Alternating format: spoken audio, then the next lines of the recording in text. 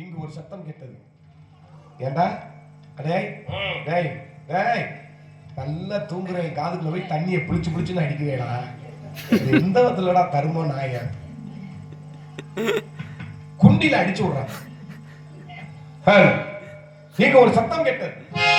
யாராக இருக்க வேண்டும் என்று சற்று சுற்றி பார்ப்போம். கனகத்தில் பாட்டு பாடும்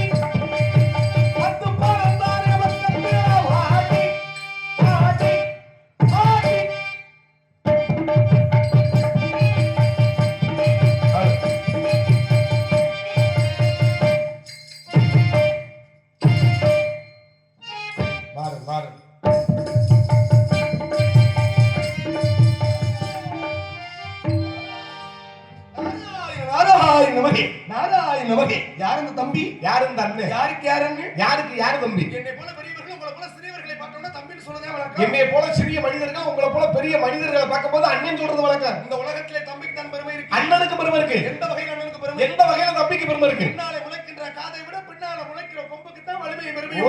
பின்னால முளைக்கிற காது அண்ணன் மாதிரி வலிமை இல்ல, பின்னால பிறக்கிற கொம்புக்கு வலிமை உண்டு தம்பி மாதிரி. அப்ப தம்பிக்கு தான் வலிமை பெருமை உண்டு. அண்ணனுக்கு எந்த வகையில பெருமை சொல்லு? அண்ணனுக்கு பெருமை இருக்கு. எப்படி? இன்னைக்கு என்ன நாள்? இன்னைக்கு தைப்பூச திருநாள். நாங்க பூலோகத்துல இருக்கிற மானிட பிறவிகள் மனிதர்கள் புறமே எங்கள் தமிழ் கடவுள் முருகனுக்கு இங்க இருந்து விரதம் இருந்து மாலை அணிவித்து பாத யாத்திரையா செல்வோம். சரி, சில நாள் பாதியிலேயே பாத யாத்திரை பச்சில ஏறி போயிருவேன். அவ்வளவுதான். போய் நேரடியா போய் முருகனை போய் பழனி மலையில போய் தரிசனம் பண்ண மாட்டான். வேற எங்க கீழே விநாயகர் பெருமானுக்கு ஒரு செதறதங்க எடுத்து சலாரம் உடைச்சு அடிவாரத்துல அந்த தேங்காய் சில்லு பக்கத்துல எவை மண்டையிலாவது புடிச்சு அவனுக்கு மண்டை உடைஞ்சு ரத்தம் சொட்ட சொட்ட வடிஞ்சு அதுக்கப்புறம் படியேறி போய் தான் முருகனையே தரிசனம் பண்றேன். பாருங்க முருகனை தரிசிக்கிற சாக்க வச்சு ஒருத்தனை காவு வாங்கி விடுதானப்பா நீங்க பழனி மலைக்கு போறீங்க. தமிழ்நாட்டுல ஒரு ரோடு போட்டாலும் சரி, ஒரு பாலம் போட்டாலும் சரி, ஒரு உயிரை கொண்டு பிடித்தா ரோடு பாலமே போட்டுக்கிட்டு இருக்கு. அது ஏன்னா உற்றுக்கொண்டா சுற்றும் போவதில்லை என்று சொன்னார்கள். அது இருப்பினும் கூட ஆக என்பது நாரத மகரிஷி யாரு சொன்ன? நான் தான் சொல்றேன். அப்புறம் ஊர்ல உள்ள சொல்லுவாங்க ஆடவாங்க இந்த நோட்டீஸ் நம்பி வரல நம்ப வச்சாலியா நோட்டீஸ் நம்பிக்கை இல்லையா? இல்ல உனக்கு என்ன சந்தேகம் இருக்குன்னு சீட் குடுக்கிறேன். ஐயோ அப்படி நம்பி தான் நாங்க பூரா இன்னமும் பொட்டல்ல நக்கிட்டு நிக்கிறோம். இன்னைக்கு தான் பொட்டல்ல நிக்கிற மாதிரி இருக்கு. ஆமா சரி ஆமா. நீங்க நாரதர் மகாமுனி வரணும் எதை வச்சு நான் நம்புறது?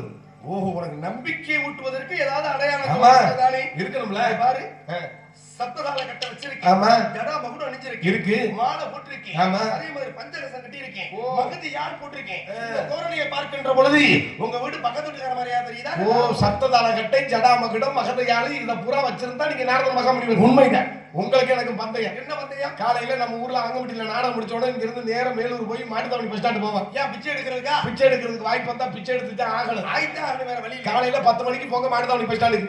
அங்க ஒருத்தன் ஆஞ்சநேயர் வேஷம் போட்டிருக்கேன். சரி. இன்னொருத்தன் ராமர் வேஷம் போட்டிருக்கேன். இன்னொருத்தன் கிருஷ்ண வேஷம் போட்டிருக்கேன். இந்த இடத்துல இருக்க பெட்டி இவ்வளவு பெருசா இத்த தண்டியை தூக்க முடியாது. கைப்பட்டி மாதிரி தோல்பட்டி ஒண்ணு போட்டுக்கிறாங்க. சரி. கீழு புழு அமுக்கி கடை கடைக்கு அரே ராம அரே கிருஷ்ணா பிச்சை எடுக்கிறேன். அந்த மாட்டுத்தாவணி பஸ் ஸ்டாண்ட்ல ஆஞ்சநேயர் வேஷம் போட்டவன ஆஞ்சநேயர் ஏத்துக்க முடியுமா? இல்ல ராமர் வேஷம் போட்டவன ராமர் நீங்க ஏத்துக்க முடியுமா? இல்ல கிருஷ்ணன் வேஷம் போட்டவனத்தை கிருஷ்ணன் ஏத்துக்க முடியுமா?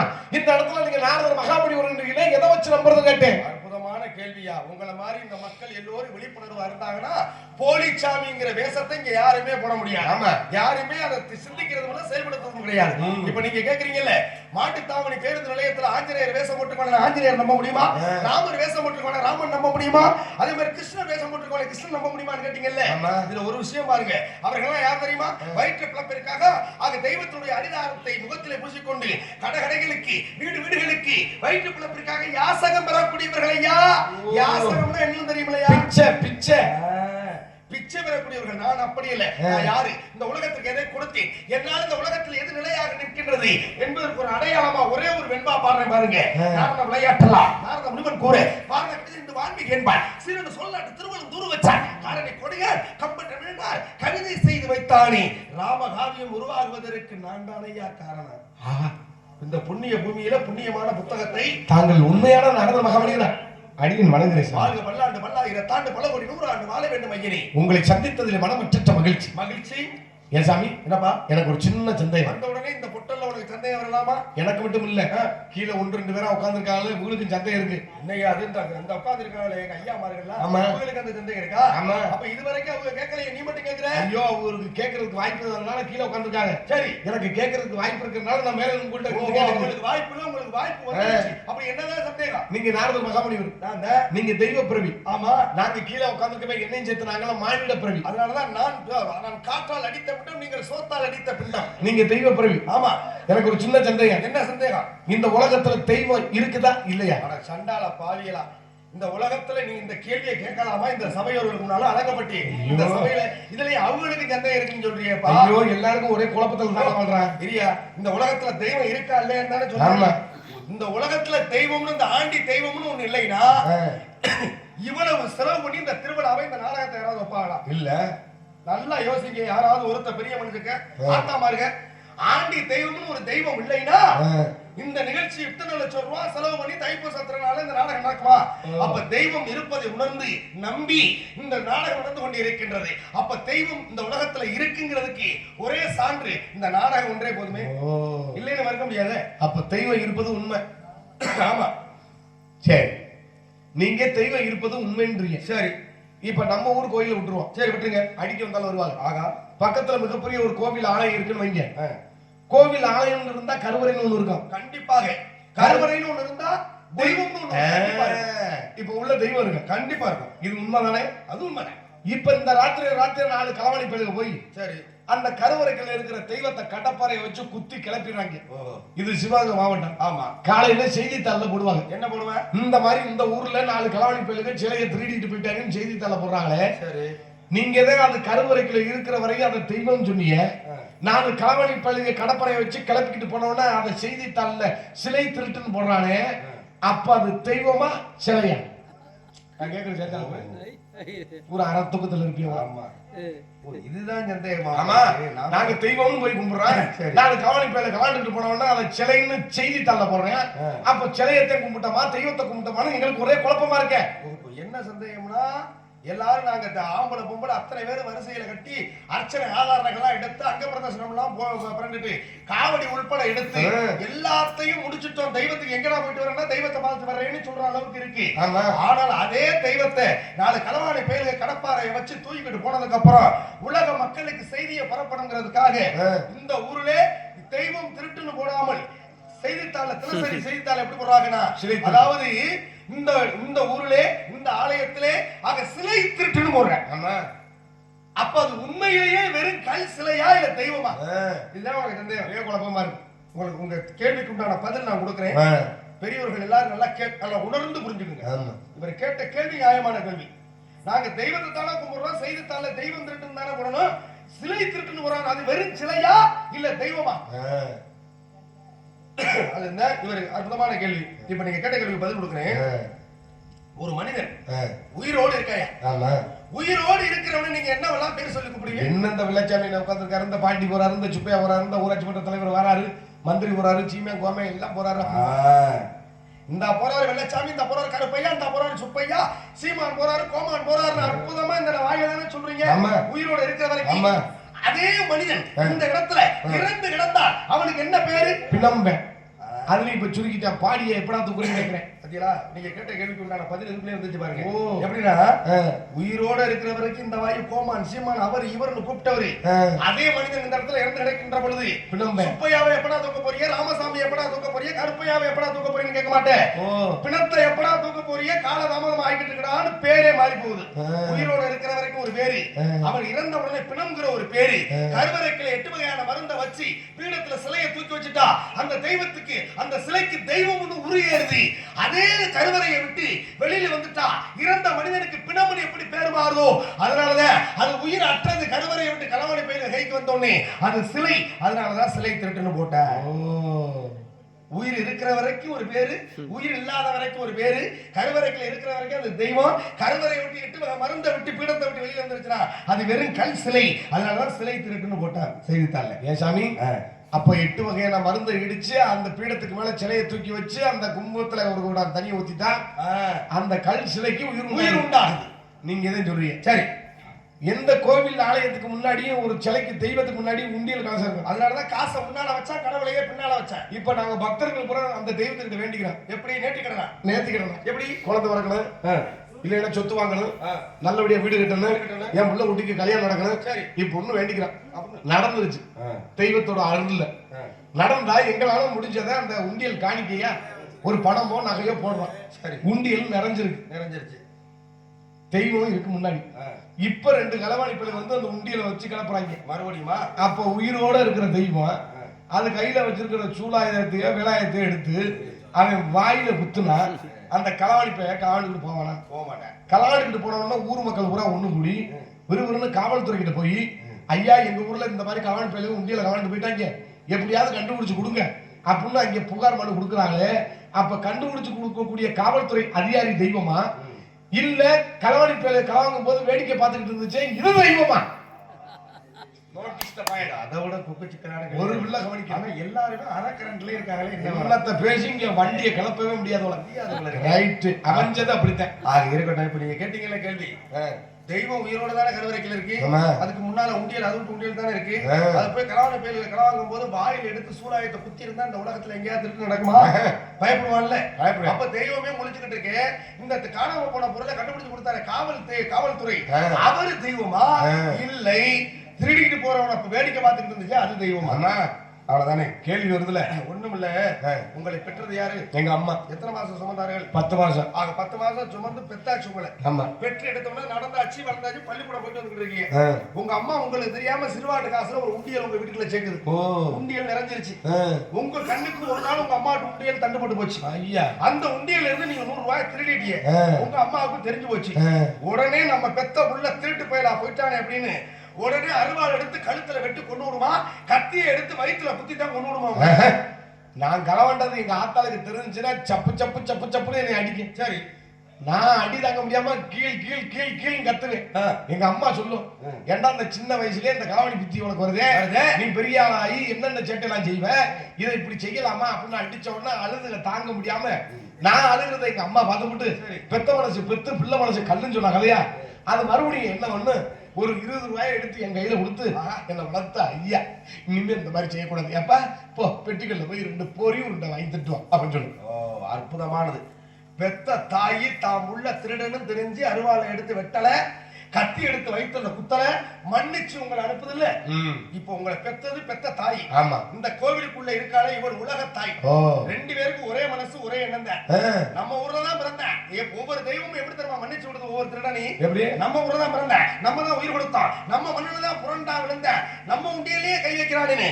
பெத்த தாய் பெத்த பிள்ளைய எப்படி மன்னிச்சு விடுறாளோ அது மாதிரி ஒவ்வொரு ஆலயத்துல இருக்கக்கூடிய தெய்வங்கள் நம்ம வீட்டு பிள்ளைன்னு பெத்த தாய் மாதிரி மன்னிச்சு விடுறதுனாலதாயா ஒவ்வொரு திருடனும் தப்புற.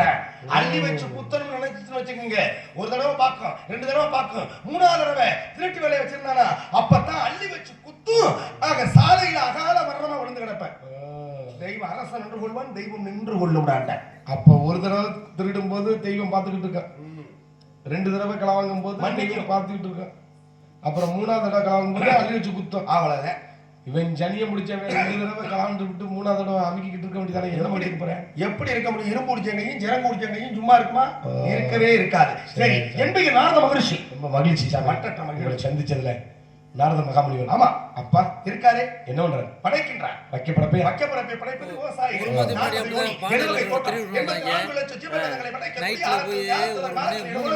மூலாதாரத்திலே காலிலிருந்து வாசி முடி அண்டத்திலே பிண்டத்தை சேர்த்து இந்த கோயில் இருக்குது ஆடிக்கிட்டு அடிக்கிறாங்களா, அமைக்க 5 வருஷமா அந்த கோயில் அடிக்கிறாங்களா, எப்படியே கங்கடிச்சுட்டே இருக்காங்க. இந்த மாதிரி கையில குறிச்சு ஒட்ட மாட்டி கொண்டாந்துருக்காங்க. போலீஸ் அப்படியே ரைடு பண்ணி பத்திட்டாங்க. மதுவட்டியில ரோட்டோரத்தில் வரைக்கும் தூக்கி போட்டு போயிட்டாங்க, தூக்கி ஓடி போயிட்டாங்க. கட்டுன பொண்டாட்டிக்கு முன்னுக்கு இருக்க வந்து வீட்டுக்காரன் முன்னுக்கு இருக்க பாத்துட்டு இருக்கேன் பொட்டை தூக்கி போட்டாங்க.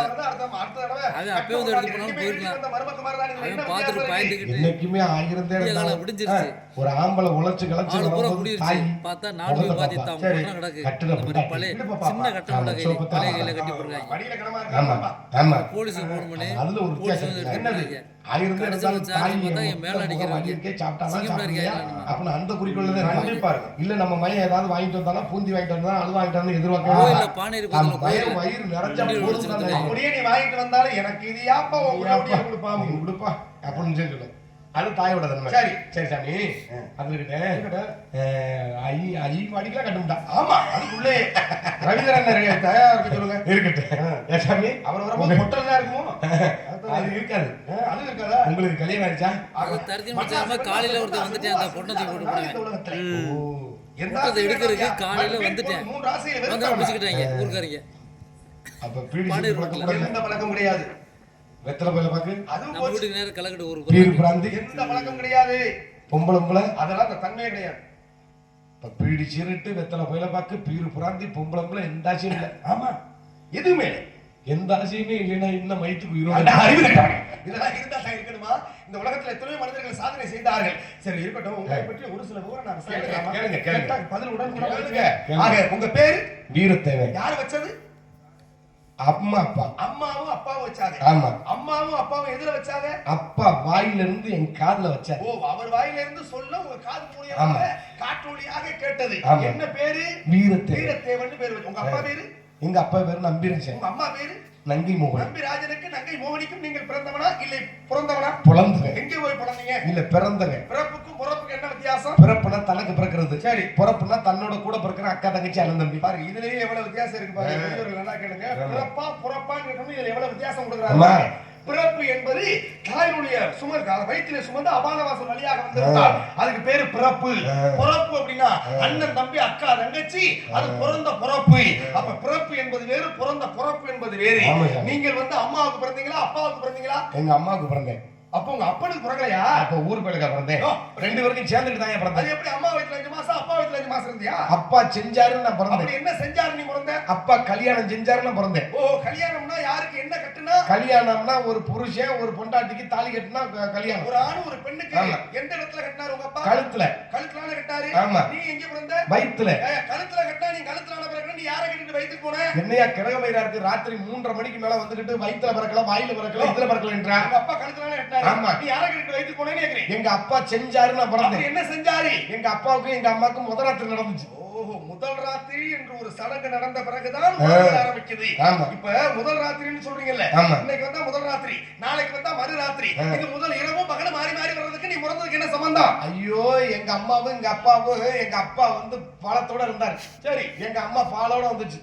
பாலும் பழமும் சாப்பிட்டு அடுத்து வளர்ந்துட்டேன். எனக்கு இதுலதான் பெரிய சந்தேகம். என்ன சந்தேகம்? உங்க அப்பா பழத்தோட இருந்தாருல்ல, தொலைது ஏதோ அந்த பக்கத்துல தோட்டத்துல கூட பறிச்சுட்டு வந்திருப்பாரு. சரி உங்க அம்மாவுக்கு அன்னைக்கு தானே கல்யாணம் ஆகுது. எப்படி பால் வரும்? சொம்புல பாலோட வந்துச்சு. பசும்பால்.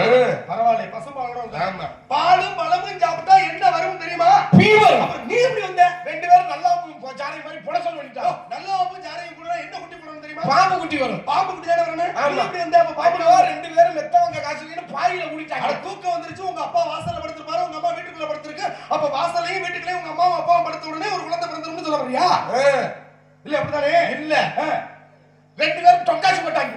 சண்டாளைங்களா? ஆமாயா என்ன பண்ணாங்கன்னா சண்டை முடிச்சவங்க எனக்கு காட்டிட்டா பண்ணாங்க. இல்லப்பா எத்தனையோ காசு பார்த்திருக்கேன். 10 ரூபா காசு 5 ரூபா காசு 1 ரூபா காசு 2 ரூபா காசு. நீ சொன்ன காசை பார்க்கல. வீட்டுல ஓடி போய் எடுத்துட்டு வரையா? நான் பார்க்கறேன். உனக்கு என்ன அப்ப தெரியுமா? நீங்க எப்படி வந்தீங்கன்னு தெரியும். வெறும் என் பேக்ல செல் இருக்கு. சரி மொபைல் டேட்டாவை ஆன் பண்ணி கூகுள்ல போகாத. சரி குரோம்ல போ. நல்ல வேளை அந்த பையில ஊரம் தூங்கிட்டாங்க. www.com /x அடி. சரி புரிச்சு எடுக்கிறாங்க. சண்டாளைங்களா மொத்தத்துல இப்படித்தான் போயிட்டு இருக்கோம். இந்த உலகம் எல்லா உலகமும் அப்படித்தான் போயிட்டு வேணாம் ஜாமியா. சரி ஆளுலம் சோயின்ற குரல். ஆமா சாமி. யாரு? 1க்கு 2 பேர் உள்ள இருக்காங்க. ஆனா 1க்கு 2 பேர் உள்ள இருப்பாங்க. அத பூரா எடுத்து கொண்டு போய் அந்த தோட்டத்துக்கு அந்த பக்கம் வீசுறது உங்க வேலை. ஆமா நகராட்சியில பத்தி அப்பாயின்மென்ட் ஆர்டர். நீ தான் சொன்ன 1க்கு 2 பேர் இருக்காங்க. ஐயோ ஒருவருக்கு 2 இருக்காங்க. ஓ ஒரு ஆளுக்கு இரால் 12 செய்து வந்து இருக்கின்றார்கள். நான் வெளிய இருக்கேன். எத்தனை நாளா? 3 நாளா. எப்படி வருது? திருத்திரியாம நல்ல சாப்பாடுறா. அதே அந்த இந்த மீன் குழம்பு சாப்பிட்டோம்னா பிச்சுக்கிட்டு கிளம்பு. அப்படியா? சரி இருக்கட்டும். இருந்தாலும் கூட அது இந்த 2ல 1 யாரு இன்னொன்னு யாருன்னு? 1 என் தங்கை இன்னொன்னு எனக்கு போட்ட குள்ளி. வள்ளியும் குள்ளியும் உள்ளே இருக்கின்றாங்க. நீ வெளியே இருக்கியே. அடுத்த காவல் இருக்கக்கூடிய ஆளு உன்னுடைய ஆளு. அந்த குள்ளியை அழைத்து வருகிறேன் சாமி. ஏத்தா நீங்க ஏத்தா ஒரு 10 பேர் இந்த நாடத்தை பார்த்துக்கிட்டு இருக்கீங்க. வீட்டுக்குள்ள போக முடியாது. இந்த கொடுமை யாரா பூசத்துக்கு அது இப்படியா சந்திக்கணும். சரி வாங்க நாங்க ஒரு பக்கத்து பேசுறேன். ஒரு 4 பேர் பக்கத்து சந்திச்சுக்கிட்டு கேன்னு பேசுறாங்க. பேச்சுவார்த்தை எப்படி போகுது தெரியுமா? பாராளுமன்றத்துல கூட இப்படி பேச மாட்டாங்கடா சாமியெல்லாம். சரி, கட்ட புள்ள குட்ட புள்ள கருகமணி போட்ட புள்ள